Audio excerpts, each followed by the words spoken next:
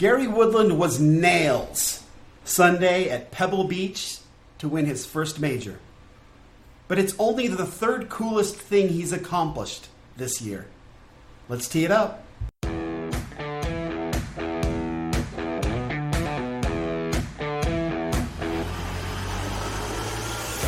Welcome to Data Access Golf, your home for rapid golf improvement. And now, from the thin air of the Rocky Mountains, next on the number one tee, your host, Aaron Stewart. Hey everyone, Aaron Stewart, Data Access Golf, the podcast. Thanks for joining me today, the day after Father's Day, the day after one of the coolest tournaments I have seen ever. Some of the coolest shots I have ever seen on obviously one of the coolest courses we've ever got to watch. Just a really great weekend. I hope all of you who are fathers enjoyed the weekend and all of you who are golfers enjoyed it a little bit more because that was awesome. That couldn't have gone any better. First, I want to shout out to the USGA, who I have been very, very negative on lately, but that setup was awesome. Phil Mickelson came out and said it's been the best setup he's seen at a U.S. Open in a long time. I think ever, I think is what he said. The coolest part about all of it is that we did not hear the players talk about the course. We didn't hear the announcers talk about the course and the setup of the course. We only heard them talk about how great the course was. And obviously, Pebble Beach is renowned. It's a national treasure, as Mike Davis said earlier in the week. But they left it alone. They let Pebble Beach be Pebble Beach, and we were absolutely mesmerized by what great, amazing quality golf we got to see. I mean, it was so amazing to see these great players go out and play well. I was surprised to see Justin Rose struggle on Sunday. I really thought that he would play better than that. I thought that it would be a little bit tighter, but I am just absolutely thrilled for Gary Woodland. I did find it interesting that it seemed to me, and I don't know how you guys felt about it, but it seemed to me that the crowd kind of got behind Brooks Koepka a little bit, which was kind of interesting, right? He's sort of been the antagonist in the golf world recently, winning all these majors, 4 out of his last 8. But yeah, the crowd kind of got behind him, but I thought that the crowd was awesome. I kind of got a little annoyed when Gary was on the tee before teeing off on 17 with those guys there. I think I probably would have hit some of them in the mouth. I'm glad I wasn't there. I'm not a violent person, but it just drives me crazy when people are yelling and trying to get, I don't know if they're trying to get on TV or just hear their voices or they're just drunk. I don't know what the situation is, but I wish they'd all shut up. And but once the arms went up, everybody was quiet and Gary was able to hit that shot. I don't know about, but that pitch shot on 17 was gorgeous. I mean, when it first landed on the downslope, I was like, uh-oh, checked up. I mean, it was awesome. And I don't know how many of you, I started chipping, sort of exposing the bounce a lot more about 3-4 years ago. I was working with Fred Shoemaker and he kind of showed us. We literally went to a practice screen and practiced pitching on a practice screen after Fred was very careful to show us how to do it. And we're all pretty proficient in this mastery group. And that was a really amazing way, because if you expose the bounce, you really don't hurt the grass. So it was really a cool way to learn how to hit that shot. But Gary hit it beautifully. I mean, under that amount of pressure, you're talking about a very tight lie. There's no margin for error. And he just hit it. You could just hear it. It was crisp. It was solid. It was in the dead center of the club face.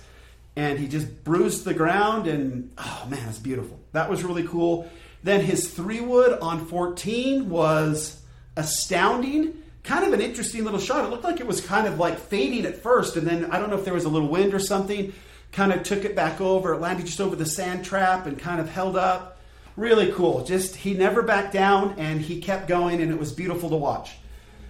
Going into it, there was some questions about Gary and if he would be able to hold on to this lead because he was 0 for 7 previously in 54 hole leads, right, going into the final day. The last time that occurred was on it's Maui. Kapalua's on Maui, and they were playing there in the Tournament of Champions. And Gary went out and actually had the lead and played really well. He shot, I think, a 5 under par 68. I think the par is 73 on Kapalua. But Xander Schauffele just, shot a 61 or something, went super low and clipped Gary by a couple or one. I can't remember what the outcome was. But Gary did not play poorly. He did not fold. He threw down a very good, solid round, and you would never think if you threw down a round like that anybody'd catch you. But Xander Schauffele just was special that day and got it done. And Gary, to his credit, said, hey, I did exactly what I needed to do, and it just didn't work out because Xander had one of those days. Well, yesterday, Gary did essentially the same thing. He kind of struggled there in the middle of the round, and then caught himself, sort of fixed it, and that was so impressive to see him lose a few right and this settle into it and get his natural rhythm and timing back and play so well the rest of the round. It was extraordinary. And then the bomb on 18 was awesome. It just was a great day. Now, see in the title of this particular episode, I say that it's only the third coolest thing that's happened to Gary Woodland this year. I want to expand on that. Obviously, we know, those of us who follow golf closely know that Gary's had a couple tough years. He has, he and his wife, Gabby, have lost a child, a miscarriage, and any one of us who have gone through that knows that is a brutally hard thing to take.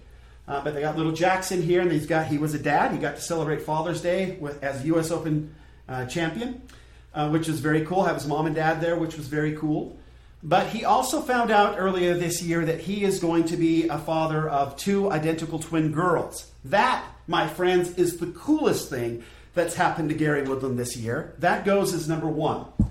The second coolest thing that's happened to Gary Woodland this year was at the Waste Management Open, where he was defending champion and showed up there and played a practice round with Matt Kuchar and was involved in what turned out to be the most viral video in PGA Tour history, when he joined with Amy Bockerstedt, who is a Special Olympian in golf.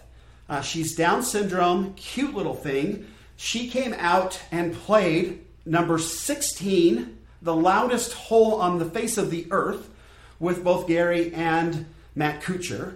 Both of them were complete gentlemen and sweet as can be. I have a Down syndrome aunt who's since passed on, bless her, God rest her soul. Tammy Sue Stewart, we love you. I have a very soft place in my heart for Down syndrome individuals. They are special. They are gifts from God. And it was so beautiful to see Gary Woodland respect the beauty of this little person. And her golf game was extraordinary. I don't know if you watched this. We did a Facebook Live earlier today on Data Access Golf, the Facebook page, where we showed the video.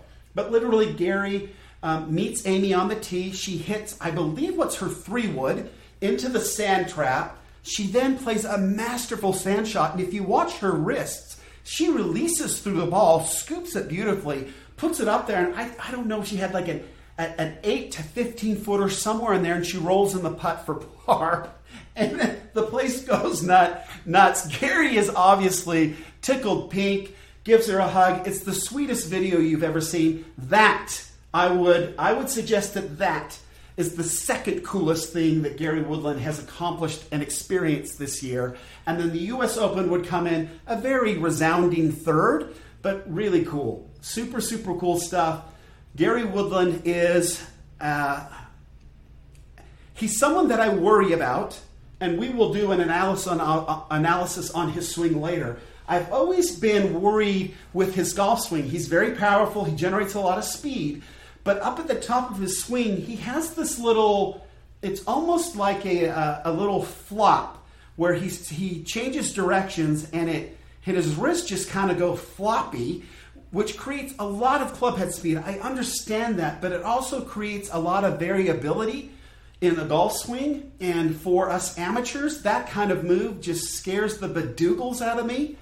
But Gary Woodland, obviously, it didn't seem like, and again, I'm excited to go back and look at his swing, but it didn't seem as pronounced as it normally was. He seemed to have a bit more structure in his wrists, which would breed a ton more consistency. And we'll see here in the data as we go through it that he was more consistent. So we'll take a look at that. And he has been more consistent this year. So we'll take a look at that as we dive into the data. But just a really cool tournament. So just really excited for how it worked out. It couldn't have gone better as far as I was concerned.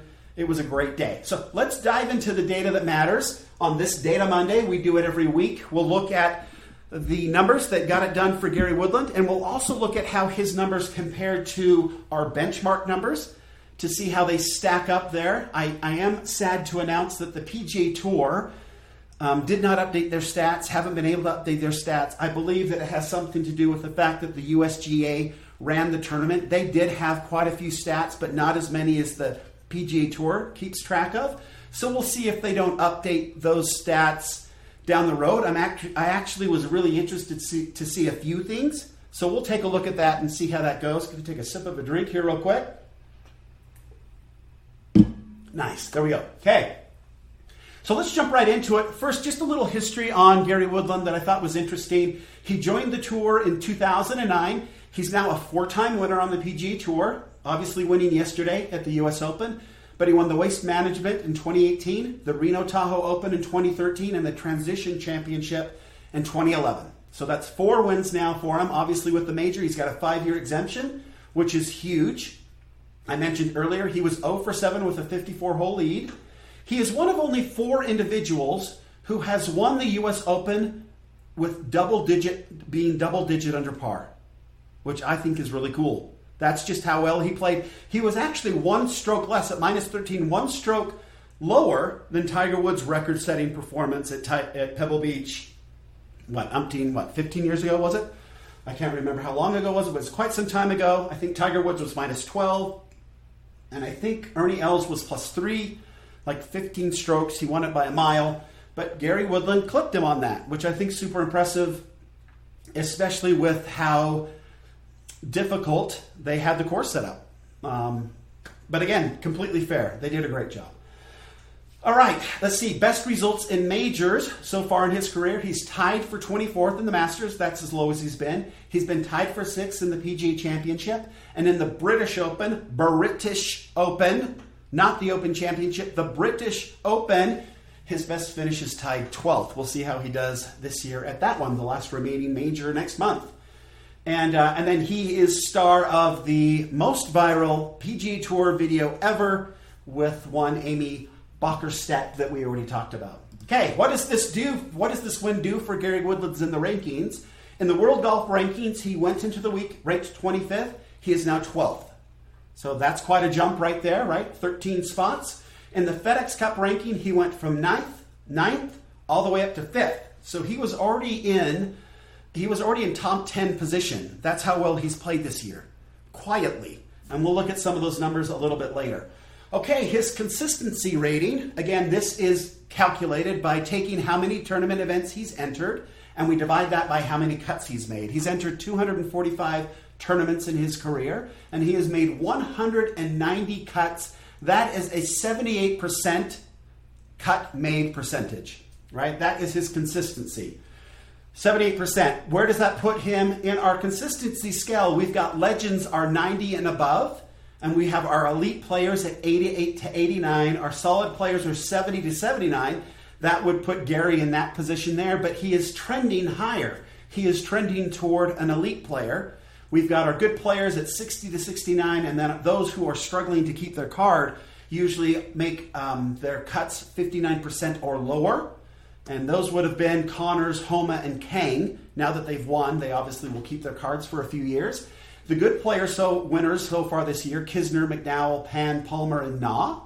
The solid players, Holmes, Mitchell, Casey, and Woodland. The elite players who have won this year with cuts made in 80 to 89%, Koepka, McIlroy, Molinari, Dustin Johnson, Mickelson, Justin Rose, and Cantlay. It's really amazing with Mickelson because he's been playing so long. And then obviously Gary Woodland is now at 78% and trending in a very good way. And what I mean by that is for 2019, Gary has made 94% of his cuts. That is trending strongly, right? That is Tiger Woods, rarefied air, legend status if he'd done it for his whole career. But he is trending in the right direction. Obviously, if he continues going along at this pace, he will bust into that elite category, 80 to 89% later this year. Let's see, and this is how he's been trending. He came in on tour in 2019, but I only looked at 2015 on. He made 63% of the cuts in 2015. That would put him in the good range. In 2016 and 2017, he made 85% of his cuts.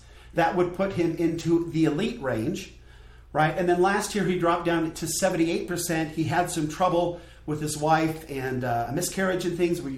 Those sorts of things are killer to your mental state. So we dropped a little bit there, but we come screaming back this year at 94%. Has a lot to do with a lot of things, I believe, and I believe some of that has to do with his golf swing for sure. So that is cool stuff there. Let's see, what else can we look at? But trending in the right direction. Okay, we'll jump into these. This is our benchmark review, and I want to sort of apologize because we don't have all the stats that we normally have. Again, I believe that there's just some. The PGA Tour is just waiting to get them from the USGA because it was technically their tournament and hopefully they'll get them eventually, but I don't really know. And when you look at the USGA site, they don't have all the stats we typically look at, so we're just kind of holding. I believe that because it is a major, they'll eventually get them based on what I've seen in previous years, but we'll see. Okay, so for driving accuracy for Gary Woodland, he averaged this week 71%. And again, U.S. Open fairways, usually a little tighter. In 2018, he averaged 63.2%. So we can see his consistency, his accuracy with his driver was quite a bit higher than it was last year, and on a course that's quite a bit more difficult, quite a bit more narrow. So this was actually probably a 15-point increase in his accuracy. Our benchmark for driving accuracy is 55%. So Gary Woodland, his driving accuracy is well within those, well above that benchmark. Greens and regulation. So Gary averaged 71% in 2018. For the U.S. Open, he averaged 72%. But again, we're talking about the smallest greens on tour at Pebble Beach. And literally has the smallest green on tour. So you probably have to add 5, 10, 15 points there and say that he was probably closer to 80% if you considered the size of regular PGA Tour greens. But very, very good there. And both of those, 72 and 71%, are above our benchmark, which is 65% greens and regulation. Players that hit less than 65% of the greens and regulation would be Phil Mickelson, Jason Duffner, and Patrick Reed, just to kind of give you some idea of what we're talking about. So 65% is a very solid number, as is 55% for driving accuracy. Only work on those aspects of your game if you are below these benchmark numbers.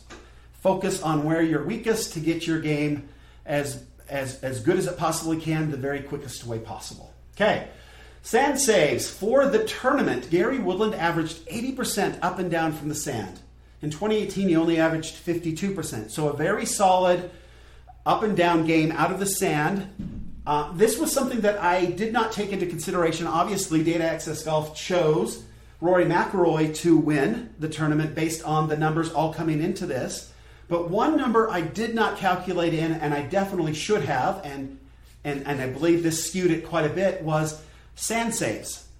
Because the greens are so small and the course is protected by so many sand traps, a lot of people hit into a lot of sand traps. And at one point during the third round, I heard that Justin Rose, who played very, very well, had gotten up and down out of the sand 14 out of the 16 times he was in the sand. Where Rory McIlroy was struggling to, I believe it was like 6 out of 14 or something like that, so less than half, where Justin Rose was quite a bit higher than that, right? Up into the 80 percentile. So I didn't calculate that in. That probably would have changed the numbers a little bit and skewed it away from Rory McIlroy, but didn't get it in there, so it didn't count. But I was really interested to see how that ended up. Justin Rose struggled that last day on a number around the green and out of the sand trap and with putting. I was interested to see if we had those numbers, exactly where that all fell apart, and to see where Rory McIlroy's scrambling numbers out of the sand, sand saves, where his percentage was, to kind of get an idea of why he didn't play better than we thought he would. Because some of his other numbers actually looked quite good. As far as strokes gained putting, really don't have a number on that. But as far as 2018, because the stats didn't update, But for this tournament, I know that Gary has not been known as a very good putter, so he's probably around the average somewhere, either plus or minus, would be my guess. But for this week, he averaged over 2 strokes around on the greens above the field. So he picked up 8 strokes on the field on the greens. So excellent putting for sure for Gary Woodland on coastal Poana greens, which can be very difficult, especially those final 2 days when you're playing in the last groups, as he did. That's when they're the bumpiest and the toughest to putt, but he did very well, amazingly well. We don't have any scrambling numbers, and we really don't have any putting numbers as far as 20 to 25 and 5 feet, those that we normally cover. His putts per round for this week, he was 27.5 putts per round. He averaged 2018, 29.75. Our benchmark there is 30. So he was just barely below our benchmark of 30 putts per round. So Gary, again, showing us typically Gary is not known to be a very strong putter, but that was not the case this last weekend, and it has not been the case this year. His putting has gotten a lot better this year. Okay, so let's just dive right into the money. This part is always kind of fun. So Gary Woodland, for his victory, picked up $2.25 million with a score of 271. That means that he pulled in $562,500 per day, which equates to $112,500 per hour, assuming a 5-hour round, which equates to $8,302.58 per stroke. Okay, that's why they take time to line those little putts up, right? Because it's $8,000 riding on them. So for his career, his number now is $25.5 million for his career since 2019. He has made 190 cuts over that period, which equates to $134,478.53 per cut made. Pretty decent, right?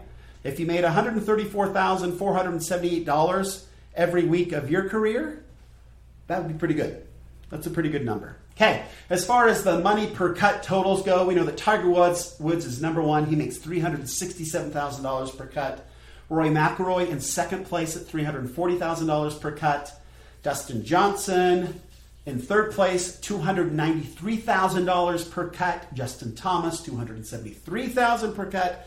And Brooks Koepka might actually be up into fourth place with his second place victory, but I was unable to update these numbers based on the PGA Tour stats website being not quite updated yet. So good numbers there. Great for Gary Woodland. I also threw in there, typically when I go through the PGA stats website after the victory, I pull out the screens that have, it always lists the top 5 in every category, and I pull out any screen that's got the winner's name in it. And Gary Woodland obviously finished. He's in the top 5 for the FedEx Cup now, so he obviously finished on that screen. But this was another one. Gary Woodland is finished. He's tied third for the number of top 10 finishes this year. He has 8 top 10 finishes this year, and that ties him with Matt Kuchar and Patrick Cantlay, both gentlemen who have won previous to this year and played very well. John Rahm is actually in second place with 9 top 10s. No victories yet this year, right?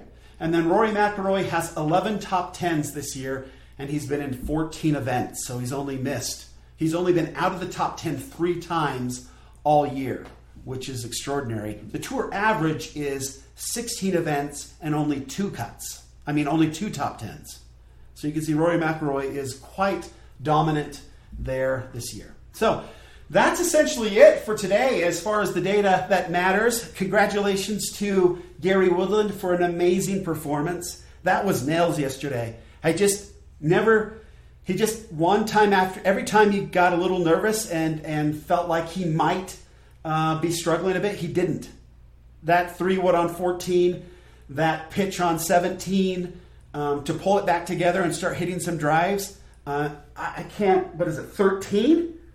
That approach that he threw up in the air, everybody thought he was going to the middle of the green. He threw it straight up in the air and then had a birdie putt. It was just good golf, folks. That was really fun to watch. I really enjoyed it. I hope you did as well. Until next time, this is Aaron Stewart saying thank you for joining me. And please remember, better data always means better golf. Till next time, thanks. Thanks for listening to Data Access Golf with Aaron Stewart. Check us out online at dataaccessgolf.com, and we'll see you on the next episode.